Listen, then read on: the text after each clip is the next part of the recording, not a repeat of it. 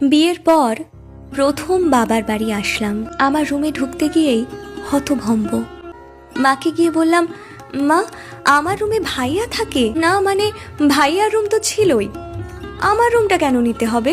ধুর পাগলি মেয়ে, বাবার বাড়িতে মেয়েদের নিজস্ব বলে কিছু থাকে নাকি?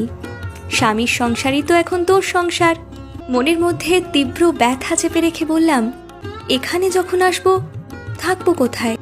তুই তো এখন অতিথির মতো, আসবি 2 দিন, হেসে খেলে থাকবি, তারপর চলে যাবি। গেস্ট রুমটা তো পড়েই আছে। মাকে আর কিছু বললাম না।